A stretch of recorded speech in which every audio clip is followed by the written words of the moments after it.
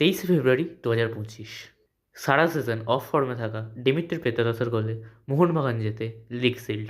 অপরদিকে 23 ফেব্রুয়ারি 2026 আবারও দিমিত্রি পেত্রাতসের করা গোলে 2-0 করলে মোহনবাগান হারালো চেন্নাইনকে। খালি তফাৎটা একটাই, সেদিন মোহনবাগানের বিপক্ষে যে কোচটা ছিল সেটা ছিল সার্জিও লোপিরা, যে এখন মোহনবাগানের coach. Hey guys, welcome to real sports Bengali. আজকে বেরলি মোহনবাগান ভার্সেস চেন্নাইয়ের ম্যাচটা রিভিউ করে নেবো। প্রথমে যদি স্টার্টিং ইলেভেনে আসি, তো স্টার্টিং ইলেভেনটা আমরা যেরকম প্রেডিক্ট করেছিলাম ঠিক সেরকমই নামিয়েছিল, অর্থাৎ লোবেরা একটি আনচেঞ্জ ইলেভেন নামে। এবং আজকের ম্যাচের স্কোর লাইনটা 2-0 হলেও যদি গোল লাইনটা 6-0 বা 7-0 হতো, অবাক হওয়ার কিছু ছিল না। কারণ এক প্রকার বলতে গেলে এরম একতরফা খেলা রিসেন্ট আইএসএলে খুব কমই হয়েছে, এবং মোহনবাগানের লাস্ট দুটো ম্যাচে এরমই একতরফা খেলা দেখা গেছে, যেখানে চেন্নাই মাত্র একটি শট নেয়, যেটাও ছিল ওই লাস্টের দিকে, সেটাও বিশালকাতকে টেস্ট করতে হয়নি। আমার মনে হয় বিশালকাতকে পরের দিন থেকে একটা স্পেশাল চেয়ার মাঠের বাইরে দিয়ে দেওয়া উচিত, কারণ যেভাবে অন্য টিমগুলো মোহনবাগানের সাথে খেলছে, মনে তো হচ্ছে না বিশালকাতকে এই সিজনে কিছু করতে হতে পারে।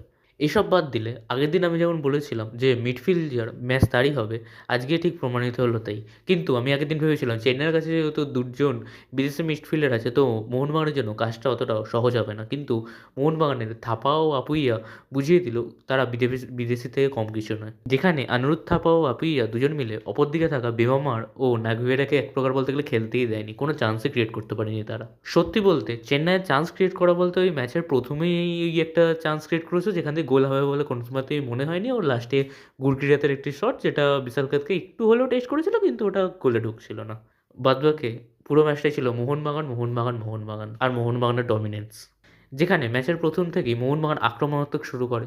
প্রথমেই থাপা একটি দূরপাল্লার শট নেয় দূর থেকে, যেটা একটুর জন্য ওপর দিয়ে বেরিয়ে যায়, তো সেখানে গোল হলে বিশ্বমানের একটি গোল হতো। এরপর রবসানও সুন্দর একটি কাটিং কাট আউট করে একটি গোল করার সুযোগ পায়, কিন্তু সেই মুহূর্তে গোল করতে পারে না। এরপর ম্যাকলারেনও একটি সুযোগ পায়, সেটাও মিস করে। এর পরবর্তীতে দিমিত্রি পেত্রাতসও দূর থেকে একটি শট মারে, সেটাও একটুর জন্য গোলের বাইরে চলে যায়। অপরদিকে লিস্টন কোলারসও বাঁ পায়ে একটি শট মারে, যেটা বাড়ে গিয়ে লাগে। লিস্টন যদি আজকে ডান প্রান্ত দিয়ে খেলতো, তো হয়তো ওই বলটা গোলে যেত। কিন্তু এত কিছু করার পরও ফাইনাল কাজের কাজটা হচ্ছিল না, অর্থাৎ আসল যে গোলটা দরকার সেটা হচ্ছিল না। তবে ফার্স্ট হাফের একেবারে শেষ মুহূর্তে থাপা একটি সুন্দর বলকে স্ন্যাচ করে এবং ম্যাকলারনকে একটি সুন্দর থ্রু পাস দেয়। আর ওখান থেকে যদি ম্যাকলারন বিস্ট করতো, তাহলে ম্যাকলারনের মতো যাতে স্ট্রাইকারের কাছে সেটা শরমের থেকে সে কম হতো না। এবং ম্যাকলারেন ওখান থেকে যেটা অবশ্যই সে 10 বারের মধ্যে 9 বার করবেই, গোলটা সুন্দরভাবে ফিনিশ করে এবং মোহনবাগানকে ওখানে 1 গোলে এগিয়ে দেয়। এইভাবে ফার্স্ট হাফ শেষ হয়, মোহনবাগান 1 গোলে এগিয়ে থেকে। এবার যখন সেকেন্ড হাফ শুরু হয়, তখন সেকেন্ড হাফের শুরুতেই ম্যাকলারেন একটি সুন্দর শট মারে, যেটা একটুর জন্য বাইরে বেরিয়ে যায়। এরপর অপশনও একটি চান্স পায়, যেটাও বেরিয়ে যায়।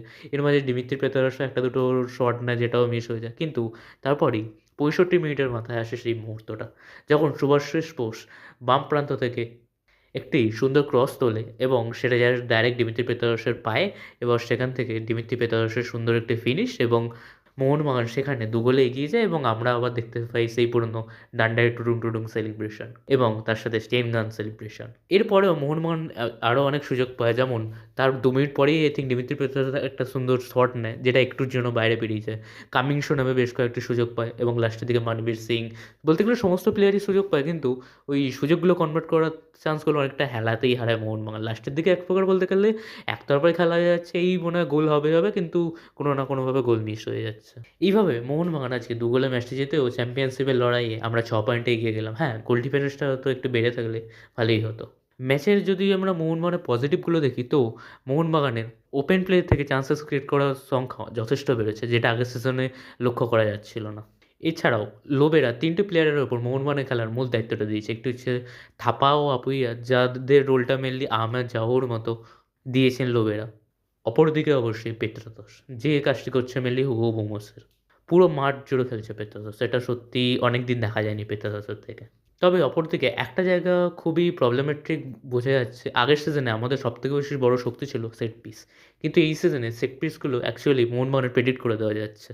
মোহনবাগানের সেট পিসে তেমন কোনো ভেরিয়েশন দেখা যাচ্ছে না, এটা একটি ডাউনগ্রেড। যেহেতু মোহনবাগানের সামনে টিমগুলো লো ব্লক ডিফেন্সে খেলছে, তো মোহনবাগান যদি কখনো সমস্যায় পড়ে, তো এই সেট পিস থেকে মোহনবাগান গোল করে এগিয়ে যেতে পারে। এই দিকে লোবেরা যদি দেখে একটু ভালো হয়। তো আপনাদের মোহনবাগানের আজকের ম্যাচের খেলা নিয়ে কী মতামত অবশ্যই কমেন্টে জানান। ভিডিওটি ভালো লাগলে অবশ্যই একটি লাইক করে দেবেন এবং চ্যানেলটিকে সাবস্ক্রাইব করে দেবেন। আজকের মতো এইটুকুনি বন্ধুরা, টাটা।